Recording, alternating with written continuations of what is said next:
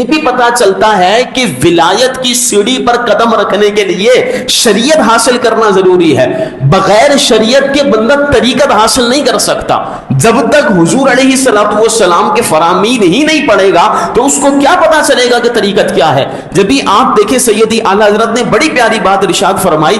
شریعت کہتے ہیں حضور علیہ السلام کے فرمان کو.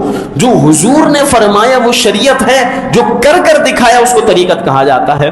تو جب تک حدیث نہیں پڑھیں گے تو طریقت کا پتہ کہاں سے چلے گا. تو یہ جو آج کل جاہل پیر گدیوں پر بیٹھ کر جو ہے لوگوں کو گمراہ کر رہے ہیں نا کہ جناب والد صاحب تو بڑے عالم دین تھے, بڑے ولی اللہ تھے, لیکن بیٹے نے کچھ حاصل نہیں کیا, بچپن سے عزت مل گئی ہے, اب گدی پر بیٹھ کر دوسروں کو گمراہ کر رہے ہیں, اور نہ علم ہے نہ کچھ ہے, نہ عبادت ہو رہی ہے نہ دیگر معاملات ہو رہے ہیں, اور وہ لوگوں کو گمراہ کرنے کی کوشش کر رہے ہیں. تو ایسے لوگوں سے بھی اپنے دامن کو بچا کر رکھنا ہے, کیونکہ شریعت اور طریقت آپس میں ایک ہی چیز ہے, جدا گانا چیز نہیں ہے. تو جو شریعت حاصل کرے گا اور شریعت حاصل کر کر اس پر عمل کرے گا, اسی کو طریقت کہا جاتا ہے.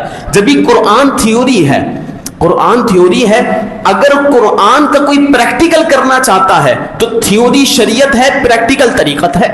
اللہ نے ارشاد فرمایا نماز قائم کرو, آپ نماز قائم کرتے ہیں, یہ طریقت ہے. آپ نے یہ علم حاصل کر لیا کہ اللہ نے 5 وقت کی نماز فرض کی, یہ شریعت آپ نے سیکھ لی. اب اس کا امپلیمنٹ کرنا, مسجد میں آ کر 5 وقت کی باجماعت نماز پڑھ لینا, اس کو طریقت کہا جاتا ہے. کوئی الگ چیز نہیں ہے. شریعت طریقت دونوں آپس میں لازم اور ملزوم چیزیں ہیں.